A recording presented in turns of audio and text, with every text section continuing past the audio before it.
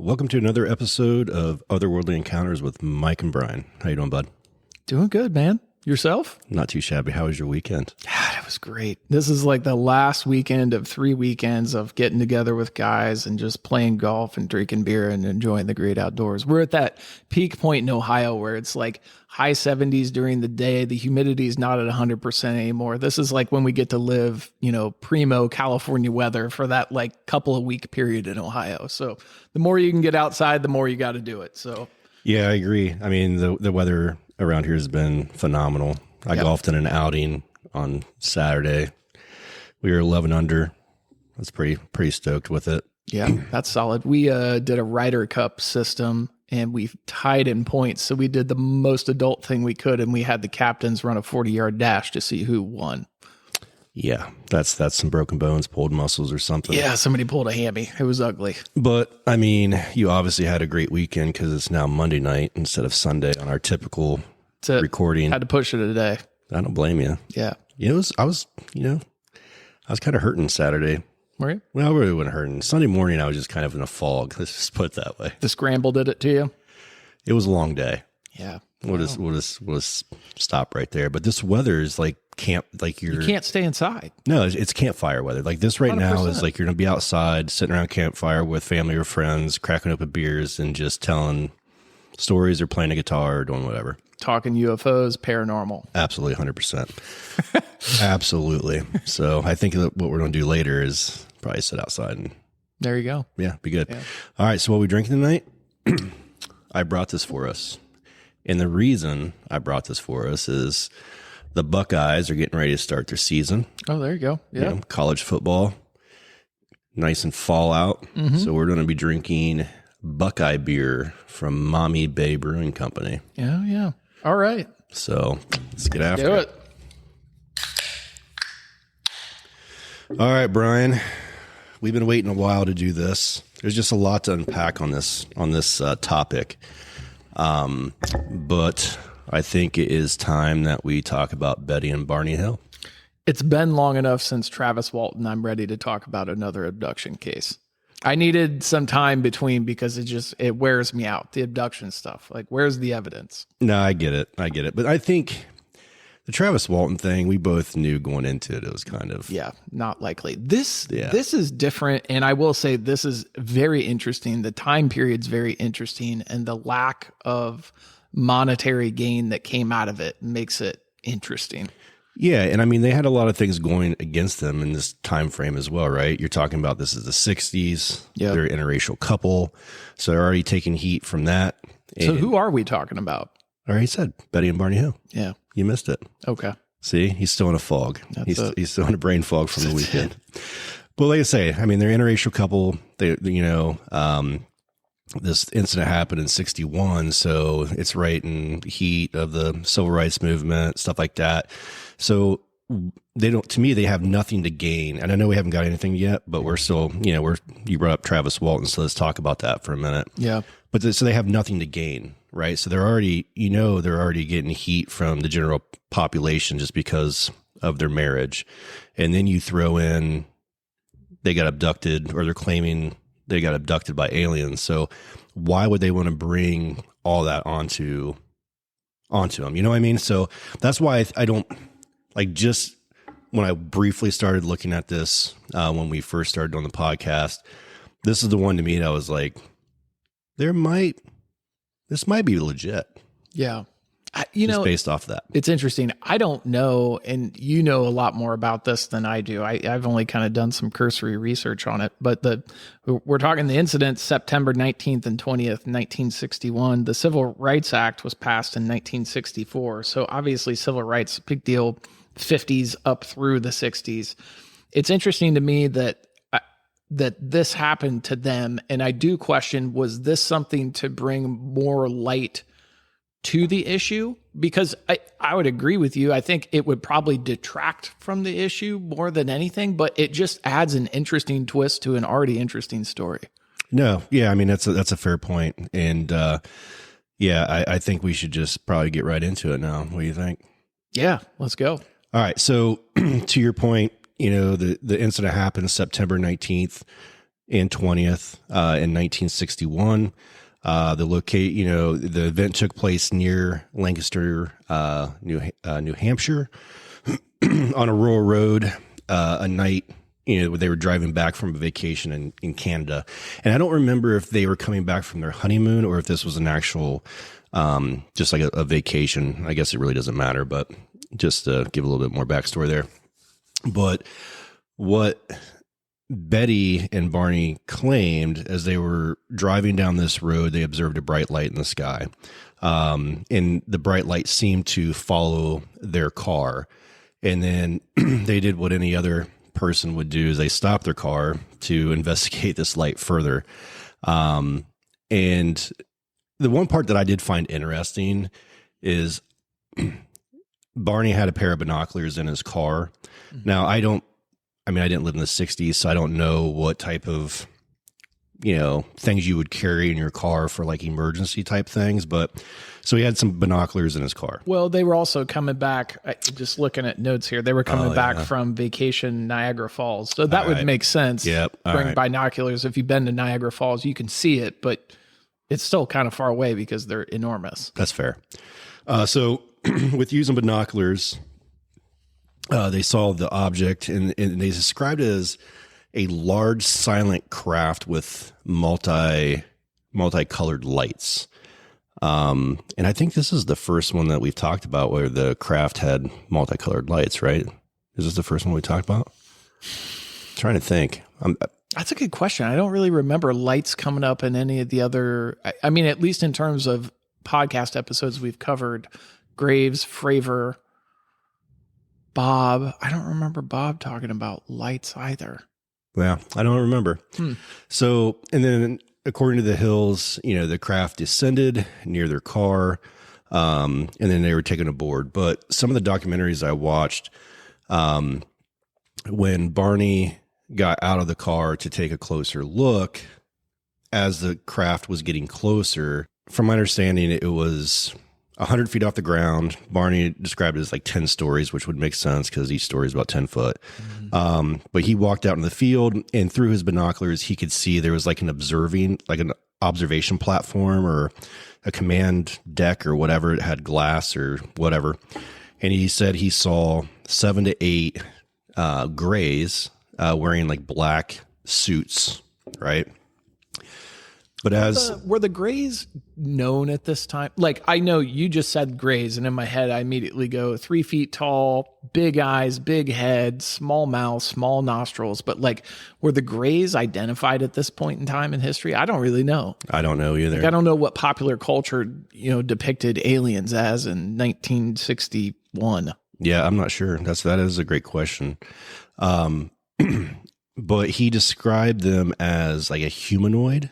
Okay. Like humanoid. And when he was standing there, obviously it was hovering, a lot of multiple lights going on, but then 2 red lights extended from the craft. So out, on each side.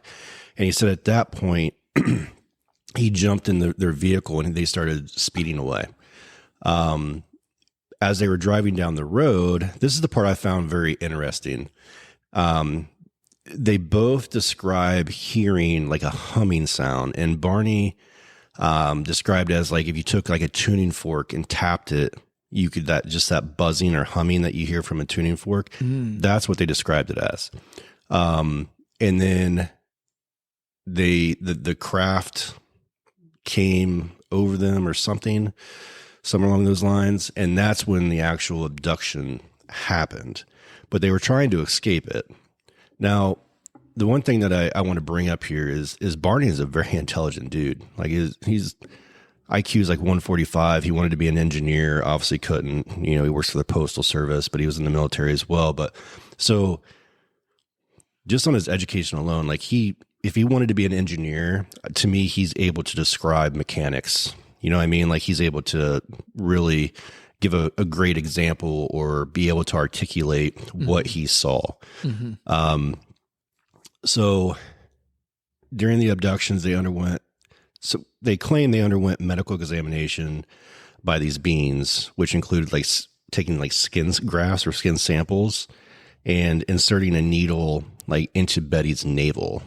Now, I'm not sure why they would. I mean, going through the navel, obviously that is where, if you think of childbirth, belly button, nutrients from mom when you're a kid, baby or whatever. I don't know. I don't know what other point. Why would you stick a large ass needle into a belly button? Buttons are just dirty. I recently read that like there's so much weird bacteria. Some dude had his belly button sampled and it was like they'd only seen that bacteria in Japanese soils and he'd never been to Japan. So the belly button's just a weird place. I would never stick anything in there, period. But I'm not an alien, allegedly. Yeah, that's pretty nasty. Yeah. Pretty nasty. So, but once they got on the ship, so they got on the ship and the next thing they know, they're back in their vehicle, but they're like 30, 40 some miles further down the road than when they started, but they're hearing like a beeping sound, coming from like the trunk of their vehicle at this point. So you had the humming and now you got the beeping. Okay. And then they look out their window and they see what appears to be like a real large moon. And I guess Barney made the statement of, oh, they're after us again. And then they heard two more beeps. And then that bright moon that they saw just vanished. And the only thing that they could remember was seeing the craft. All right. And then the red lights coming out. And then that was it. They have like a memory lapse, of what happened once they got on that craft or got out of their vehicle or whatever. Mm-hmm. So that's where we're at right now. What's your thoughts so far? Stereotypical alien abduction story, right? But I think what makes this one interesting thus far is that I think this probably isn't the very first, but it was the first popularized abduction case. Yeah. So, I mean, there was about 2 hours of time that they couldn't recall. Mm-hmm. And then they had like very vague memories of the actual event. So this is the part that I find very interesting too. And I think we've talked about this in the past, or maybe this was just in one of or when we drove up to Michigan, but the hypnosis. So they underwent hypnosis sessions conducted by psychiatrist Dr. Benjamin Simon in 1964. So actually, was that 3 years after the actual event? And both recalled the abduction in detail. So, I mean, was he pulling those memories from like their subconscious? Like where's he pulling those memories from? Because obviously, whatever happened on that spaceship, whatever technologies these extraterrestrials had, they were able to just wipe their memory, like that 2 hours, completely out of their memory. Mm-hmm. I just find that very fascinating. Yeah, but it's a common thing that we hear in abduction stories is there's this memory loss, this period of, I think something happened, but I don't remember, like being in a twilight before you get a surgery. You know what's going on, but you don't have clear memories of what it was. Oh, that is true. Yeah, I mean, you're right. I mean, you go into a hospital to have a procedure done, they give you some meds, just kind of like snow you out a little bit. You can remember your being wheeled into the exam room, and then you count backwards from 5 whatever, and next thing you know, you're waking up in recovery. So yeah, I mean, I guess it could have been some type of drug. Mm-hmm. But the weird thing is why didn't they stick a needle into Barney's belly button? It was only Betty's. I don't know. That's interesting. One of the theories that I hear out there on different podcasts and things that I read is that part of the aliens visiting is there's, trying to like sequence their own DNA into humans and build a hybrid for whatever purpose. So is that related to that? Or to our question that we always ask, are we a farm, lab, or zoo? Under this pretense, we're a lab for purposes that we don't understand. Mm-hmm. And so that's pretty much the story, just like really high level breaking it down, not really getting into any detail right now. Okay. But there is skepticism and criticism over this story, right? Just like in almost every UFO encounter, there's always going to be someone from the other side saying why they don't believe this actually happened. Yep. So skeptics, they propose several or various alternative explanations, including like sleep paralysis, false memory syndrome, or a vivid dream. Now, it's interesting. The vivid dream, to me, is a little weird because how can two people, unless it's a fabricated story, right? Like you and I are sitting here, we come up with a story that's different. But if you're going to use the vivid dream explanation, how can we both have the same story if you're going to say, were we both asleep, right? Mm-hmm. So that's the part I was like, I don't know about the vivid dream. Mm-hmm. But, and then some people are just saying that abduction and memories might just be a fantasy inspired by Betty's dreams. Like, maybe she was having dreams and then, Barney is just along for the ride. I don't know. Well, one of the things I read that I thought was interesting is 10 days after this incident, Betty began to have vivid dreams that continued for like a week straight. After the incident. After the event, yeah. But she said after like the fifth night of having these dreams, they never recurred, but it was all she could think about. So I think that's kind of interesting. Again, when you if this is true and all of this happened, the mental trauma that you would experience from that would be significant, and probably mental health is not at the forefront of humanity at this time. We're still talking about Civil Rights Act of 1964. So yeah, but she's a social worker. So she's been through, the psychology classes. Yeah. Well, but I mean, from just experiencing that kind of trauma, something that you would just never expect to have happen, especially on your way home from a vacation in Niagara Falls. Yeah. Now, the thing that's interesting too is if you watch interviews of them both, they're both just very chill, talking about it. But then there's also, and I don't know how much of this was, movie magic or whatever. But I believe there was parts that actually when she was under hypnosis, that was videoed. And then she does get super emotional during that, like recalling, what actually happened on the craft. Mm-hmm. So again, maybe with that 2-hour gap that's missing, maybe that's why they're just kind of chill when they're originally talking about it, is because it's just like, hey, this is what we saw. We don't know if anything happened. And so you have no reason to panic, Okay. So I guess that's the way that I look at, their appearance when they're, talking to people about what actually occurred. Sorry, I'm making a note to myself right now. I don't want to forget. We're always talking about who would be a cool person to have on the podcast. Like we had Judd on, the pastor. We've got somebody cool coming up in a couple weeks. And I just wanted to make a note because we've talked about hypnosis several times. It would be really interesting to talk to a hypnotist and just have a conversation, maybe not directly about Travis Walton and about Betty and Barney Hill, but just around hypnotism, what that's supposed to draw out, what parts of the mind they're accessing, and like what's the percentage success rate, or, what's the variability involved in hypnosis, just so we understand a little bit more about it. I think it'd be interesting. It might make for interesting content to talk through. Yeah. I mean, I'd be curious, like what part of the mind are they really targeting? Is it your subconscious that they're targeting? Is it, the frontal lobe? You know what I mean? Like I really would just be curious when you go under hypnosis, where are those memories that you filed away years ago that you don't want to really recall? Yeah. Where do they come from? Yeah. Anyway, sorry. That's rabbit hole. Yeah. Neither here nor there. Yeah. So, I mean, that's, there's just so much to unpack with this. I mean, I could have came in here and just really laid out 2 hours worth of a story.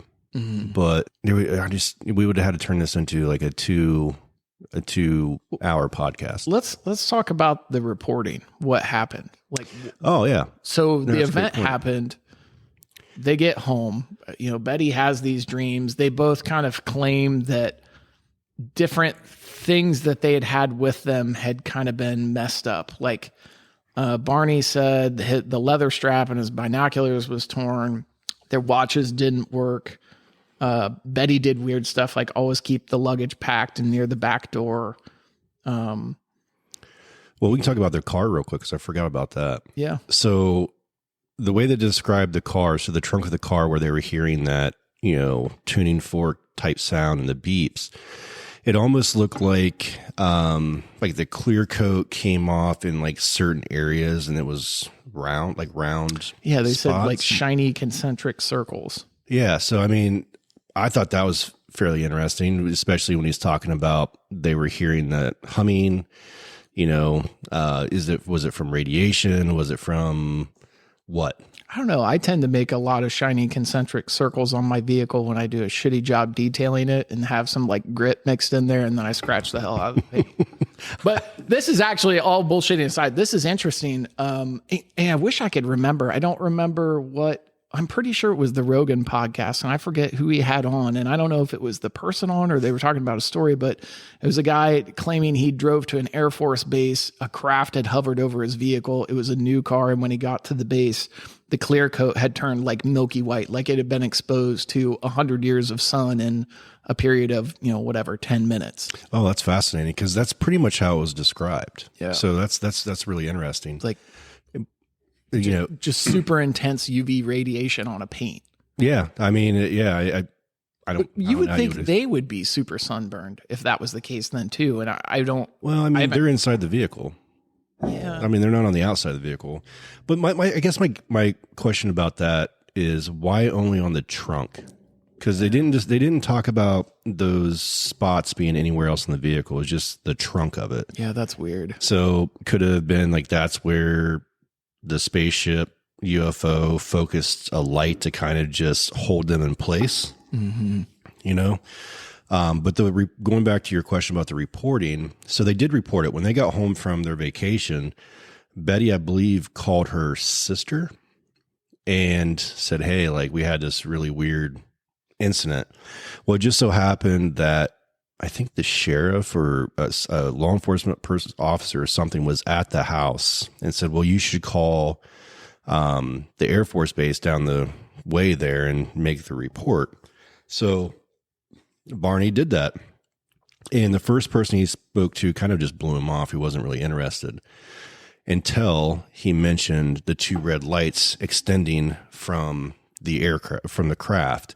At that point, another person gets on the phone or calls back or whatever it was, and now they're more interested. Mm-hmm. But why? Like, what's so significant about those red lights? What does the government know at that point? You know what I mean? Like,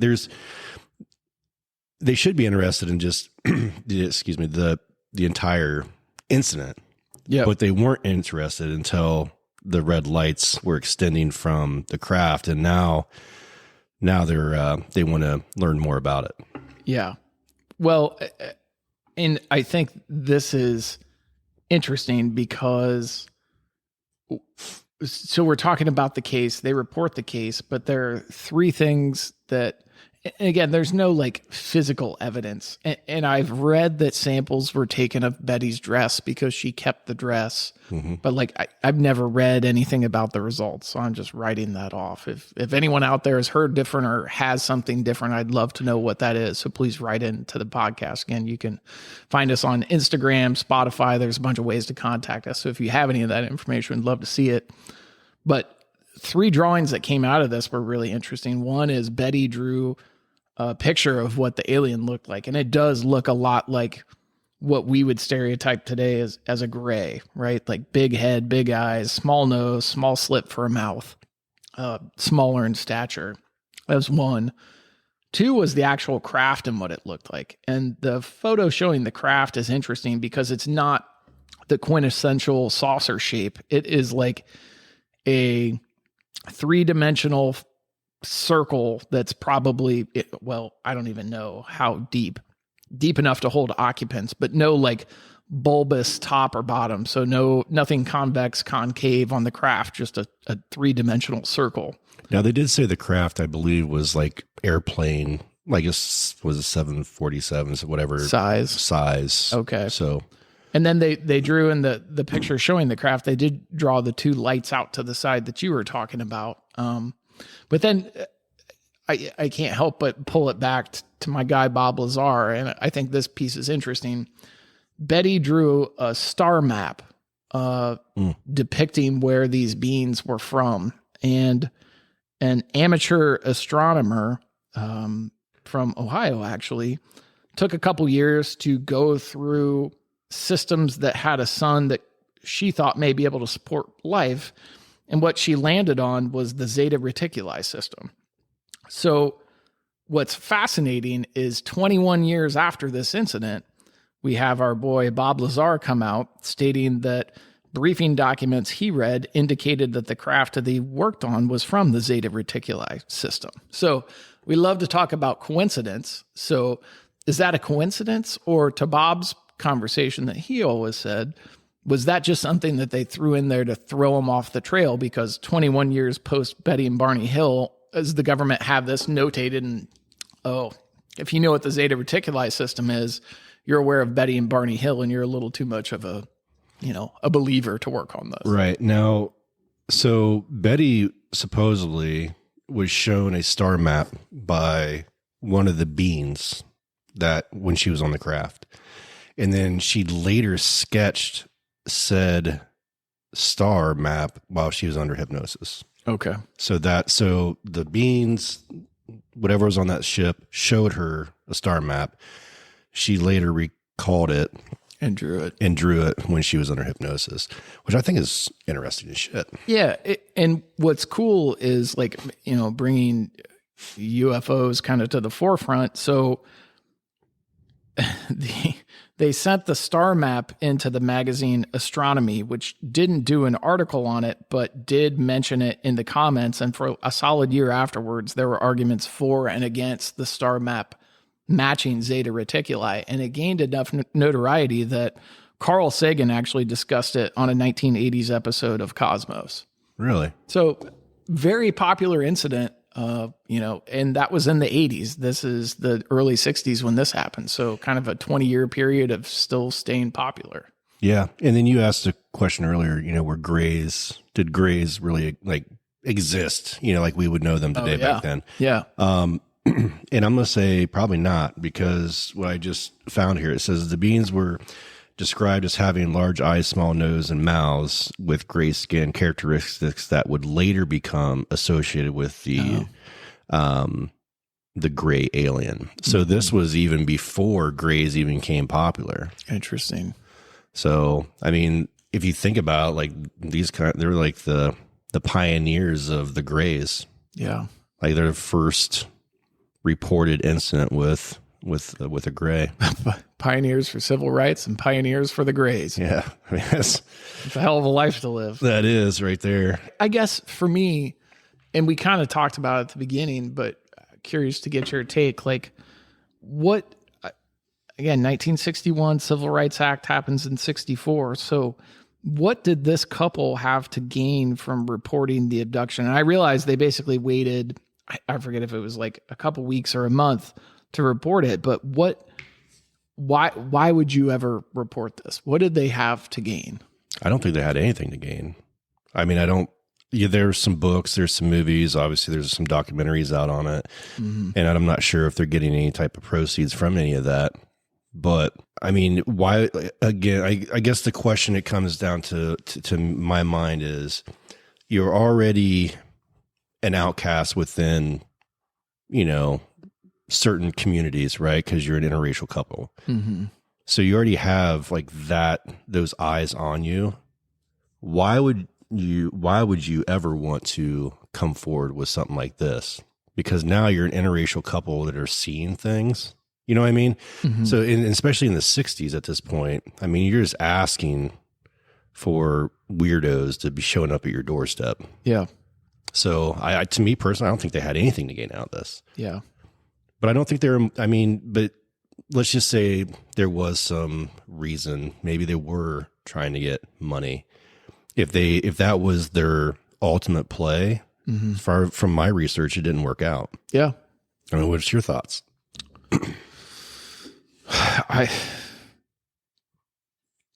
This is a tough one. And to go back to last week when we were talking about Mitch with some of the fable pieces, remember we talked about the farmhand interaction with the UFO in the field too. Same kind of thing. Like, and that was kind of one of the ones that we kind of stamped with the plausible flag of like, well, again, like the question is, what do you have to gain from this? Like, I guess popularity is something, right? Like they would become popular after this. But again, in a time period where what the life you live is criticized, is that something that you want to be popular for? Right. And most people, when they want to be popular, it's because, especially once they get older, they want to be monetized. Yeah.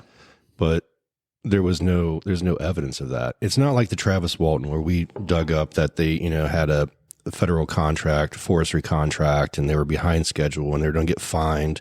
And yeah, in today's money, $2,500 really isn't that much or whatever. But back in, when they had this contract, that's a shit ton of money.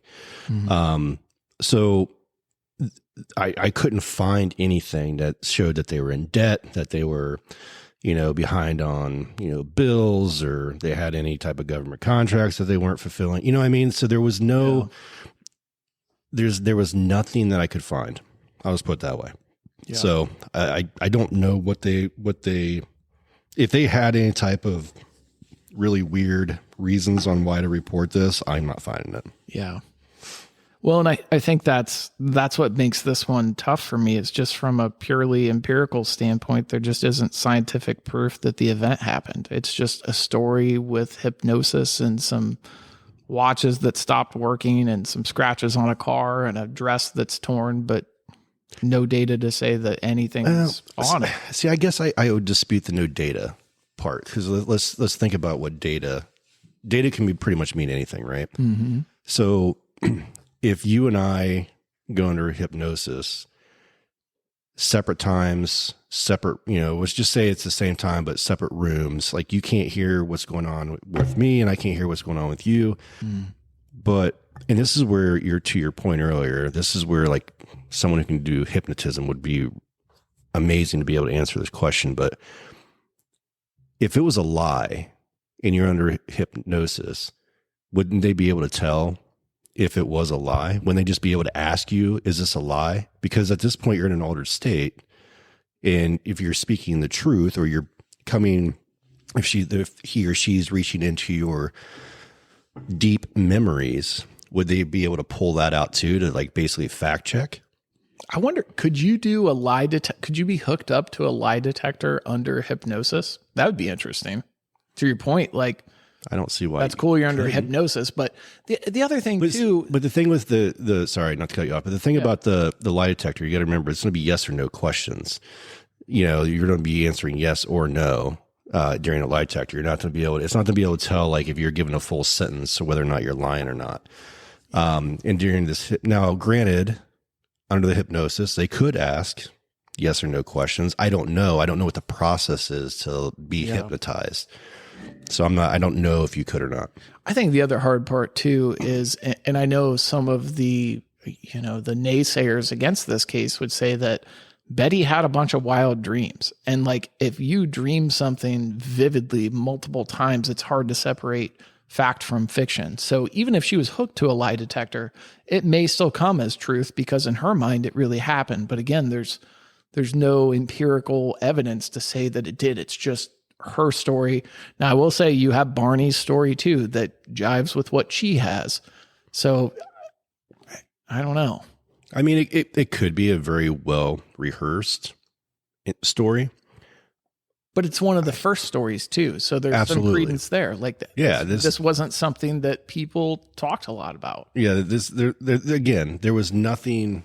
Abductions weren't happening. No. And were there even really any alien movies out there that at that time? I guess I never looked into that to see, because if you remember, actually Travis Walton, what did they watch before their abduction? Right. this right here, was it like a 4-day or 2-day or whatever, however many episode on the Barney and Betty Hill abduction. Yeah. So again, that's why I don't think that the Travis Walton thing is legit. Yeah. But that's actually a very fair point, is that this was the first of its kind. And if you're going to be at first at something, is this what you really want to be first of? Yeah, we should fact check that. I'm not 100% sure that's true, but I do know, just reading literature, that this is one of the first, at least popularized abduction cases. Right here. The Hill abduction is one of the first reported cases of alien abduction and has had a profound impact on the UFO community and popular culture. Yeah. I do know that there's also been people that rebut them, from people that live in the area, saying that they misperceived the craft as a warning beacon on Cannon Mountain, which is in the area where they got abducted. And then a lot of people will write off the remainder of their experience to stress and sleep deprivation and false memories that are kind of like, quote unquote, recovered under hypnosis. So again, are those real or are they fake? They're real to her, but that doesn't necessarily mean that they really happened. For me, when it comes to the naysayers saying all this BS that, they're saying, are they saying it because of the alien abduction, or are they saying it because they're an interracial couple claiming an abduction? You know what I mean? Like, that's the thing. Yeah. Because in that time, you have no idea whether or not someone is actually saying something negative about it because they actually feel that, or if there's some other they're just outside rebutting influence. Civil rights. Yeah, absolutely. Yeah. So I don't know. From watching the documentaries I've watched and doing the research that I've done, I have no reason. I'm not going to sit here and say, oh, I believe this 100%, but I'm also not going to say this never happened. I think this one falls right underneath the plausible, right? Put it right into a plausible bucket. So what I think that's fair because of the circumstances around the case itself. But I guess to that extent, what aspects of this case would you say are the most compelling for you to give it that plausible stamp? So I got to go back to the hypnosis, and I know Rogan's talked about it.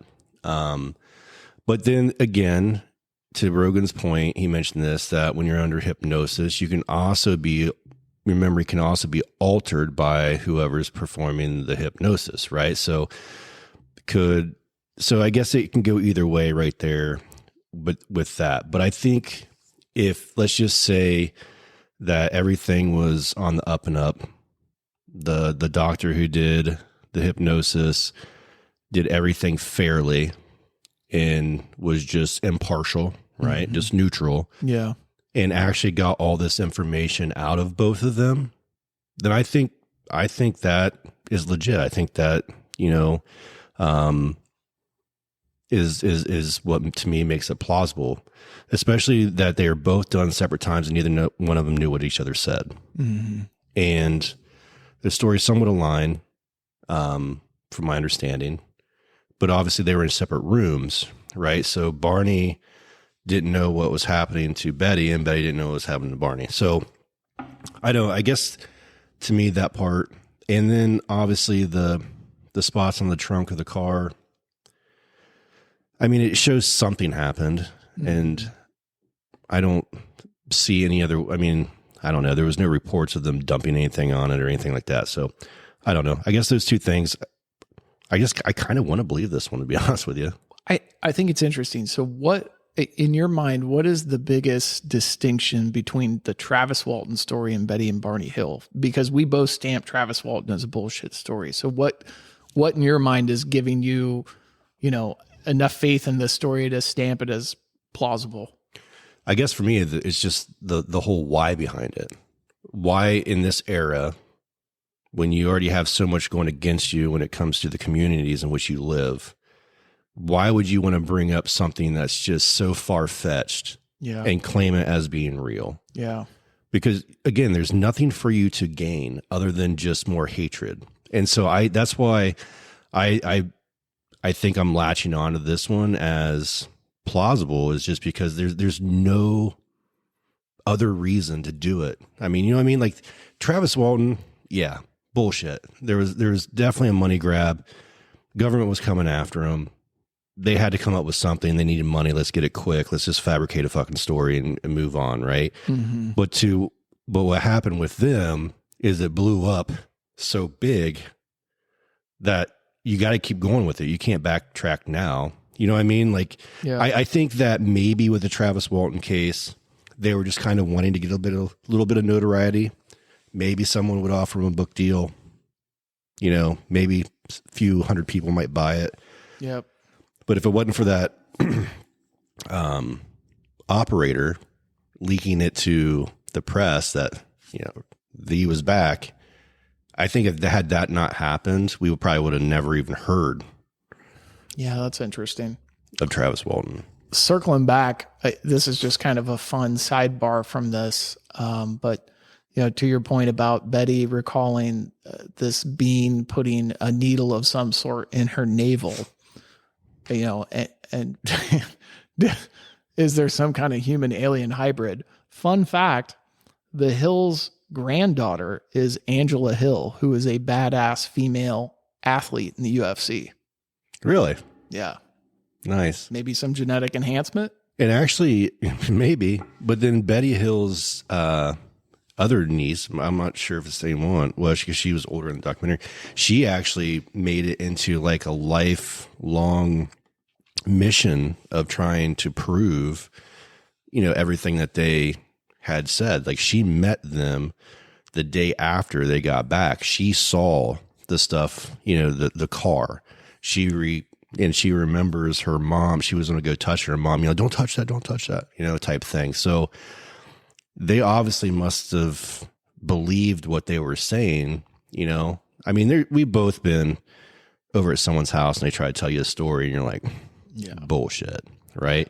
Yep. But apparently the way that they were describing it or articulating it, it was believable, you know, to their own family, because you know your family's going to be the first ones to call you out. Yeah. You know, I relate to that situation. One of my worst fears in life is getting a hole in one on a par 3 and I'm by myself, because no one's going to believe you.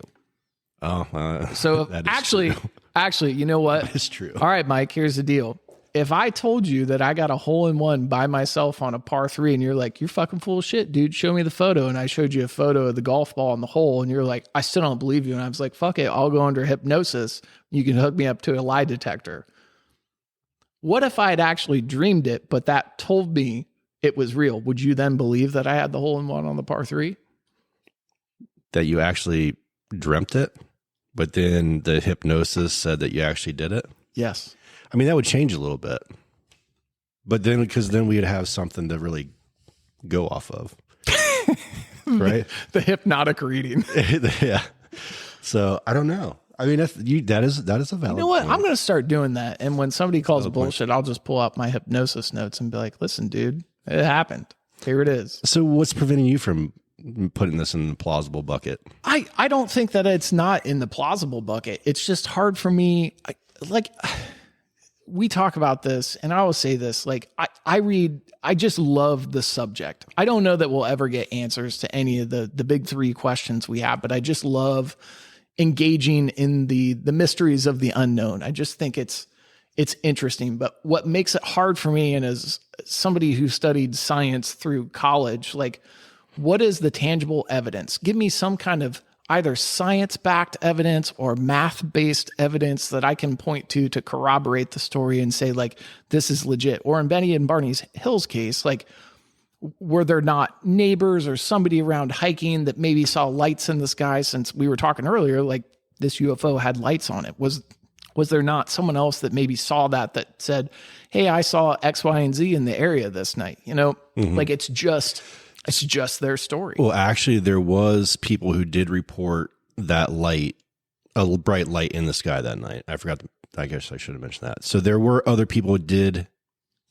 report a bright light, but only Barney and Betty reported like a spacecraft. Yeah, the close encounter. The close encounter. What's your take on the star map getting pinned to Zeta Reticuli, and even that's debated, but then showing up in Bob Lazar's documentation that he read. Well, you could say Bob Lazar's full of shit.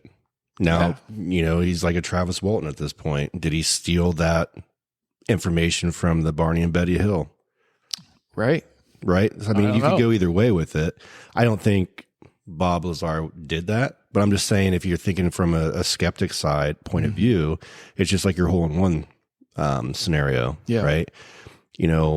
I'm now working at S14, Area 51, and they have aircraft, and it just so happens to be from the same galaxy or wherever this is. Zeta Reticuli. Yeah. As the most renowned, first of its kind, or first reported alien abduction. I don't know. I bet you Bob Lazar and Travis Walton are sitting there drinking high-dollar scotch right now. Just laughing their asses off. Racking in all this money. Probably with fish bowls on their head. Probably. Yeah. Yes. No, I don't know.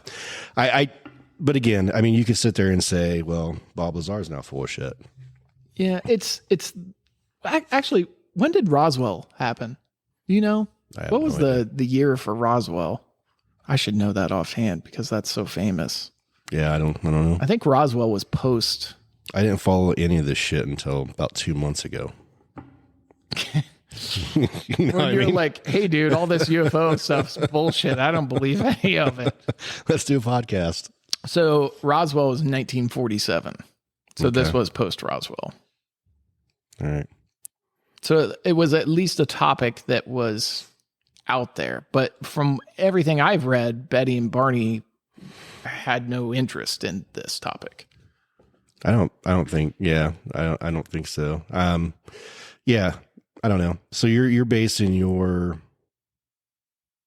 I'm going to say it's plausible because Angela Hill is in the UFC and she was probably genetically modified. I think we need to test her and get to the bottom of it. But there's no proof of that, so how can that be plausible? We'll have to sequence her genome and figure it out. I don't know. You should write Rogan and tell him that. I should maybe, in addition to a hypnotist, we'll put on a geneticist to give us information on Angela Hill and whether she checks out. No, actually, I do have a question, and maybe I dreamt this. I don't know. But and it may not even be this case, but wasn't there something about their DNA that was altered? I'm gonna have to look into that. Not that I've read from anything. Maybe it wasn't this case, but I thought there was like something when they drew their blood and they did their DNA. But then again, was the DNA even around back in the 60s? That's what I was just going to look up. I don't think it even was. I might be just full of shit. I might have dreamt that. Discovered DNA in the 50s. Okay. So this happened in the 60s. It's probably a little early, but maybe. I don't know. Well, I mean, they lived for quite a while after the incident. So, yeah, maybe I'm thinking of a different case, but there was something where there was they noticed that within their DNA strand that something had been altered. So to your point, if that is actually true, then maybe the MMA chick is modified. I don't know. It's interesting. Rogan's going to have to do some better drug tests. Yeah. Somebody's going to have to do some better. Well, and again, they're performance enhancing drugs, not genetic anomalies. Maybe that she's genetically modified. She has superhuman. Do you ever stop and think about and this sidebar too? I thought that's where you're going to stop. Do you ever stop and think? I was like, no. No. I really thought that was going to be the end of the question. But in regards to genetic mutations, and obviously we're talking about something kind of far-fetched with alien abductions and genetic mutations, but you ever stop and think about whether evolution is still occurring? And if so, what the next phase of human evolution may be? Boy, that's deep. Yeah, it's an interesting thought because we're built like giant monkeys because we are evolved from cavemen and we've got big muscles. We have to fight gravity all the time. But if technology gets to the point to assist us where we don't necessarily need all the muscles, would we not then form into something similar? Probably not a gray. We wouldn't be short, but tall and thin without the musculature because we wouldn't really need it anymore. Oh, like those exoskeletons or whatever they're coming up with type thing. Or I've read theories that are interesting that say that aliens are a biological sentient being. So like a robot, but it's biologic. Well, actually, where did I send that? Maybe I sent you a video on that.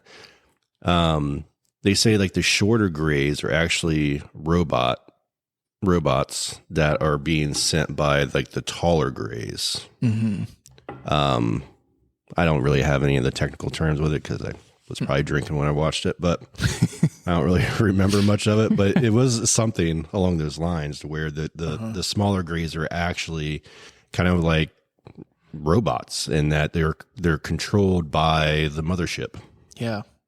I don't know. Something about vibrations and Stephen Greer's talked a lot about that, how all of this control is telepathic of other beings, and they can control the ship telepathically from wherever they're located, however many millions of light years away. I mean, that's why they crash sometimes. Right. They had a little bit too much of, what were they drinking in Star Wars? That's a good question.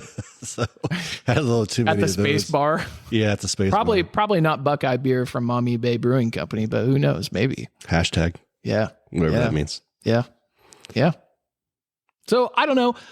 I'll give it the plausible stamp, and I think I'm only doing that because in my mind, this is like every other abduction case that you read about. But what makes this one interesting is it's the first of its kind, right? So they would have had to create all of this situation. To your point, it's an interracial couple before civil rights. Well, civil rights was in process, but depending on where you're located, you may or may not be popular because of it. So I think for those couple of things involved, I would stick it as plausible, probably on the lower end of plausible, just again, because there's not a lot of ways to corroborate this. It would be interesting to look more into the evidence that this woman spent a long time documenting what happened and inventorying maybe some of the items that they said broke or were misformed or whatever as part of this abduction. But I think without more proof, it's just unfortunately one of those stories. And when you get into UFOs, and we've talked about this, like 90% of what you read is bullshit. So you have to be able to skim through and say, like, what is the 10% that's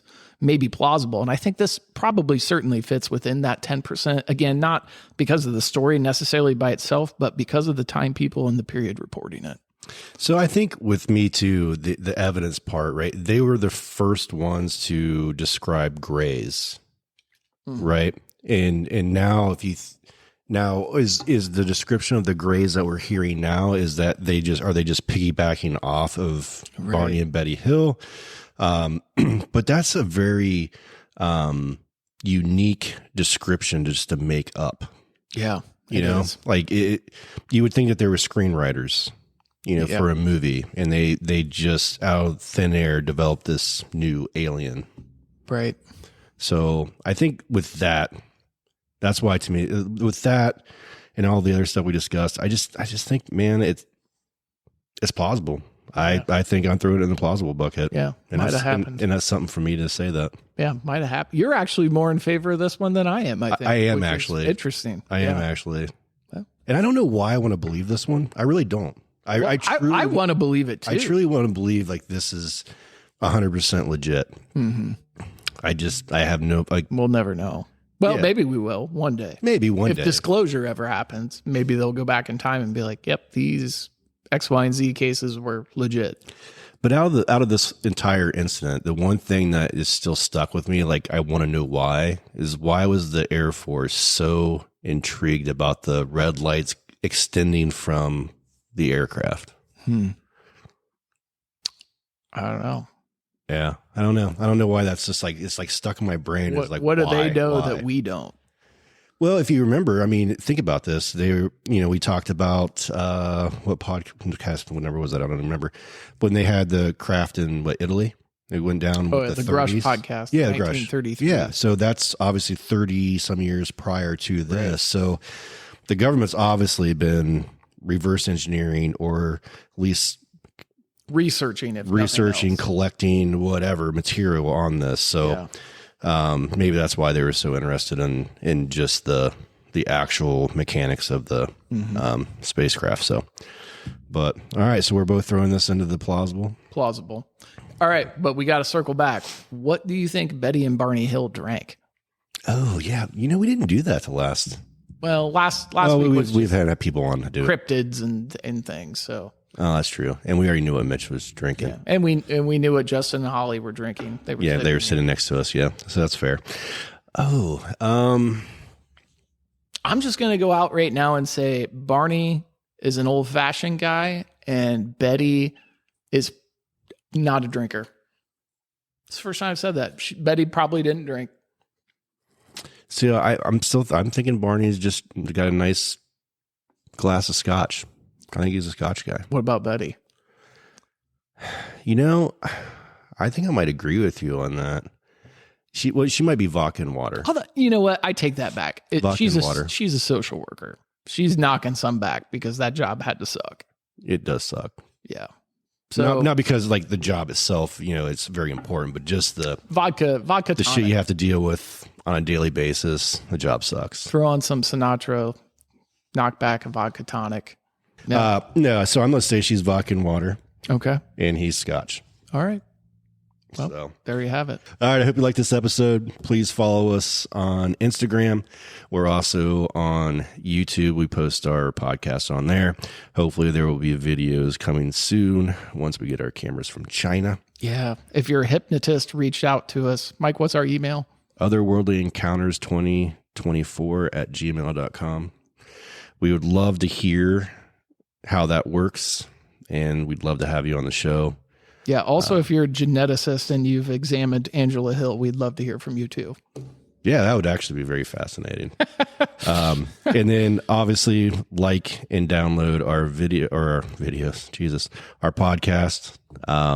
All the downloads matter, and it lets us know who all's listening. So, yep. And until next time, keep your mind open, your eyes on the sky. You never know what's going to fly by. And with that, we'll catch you on the next one.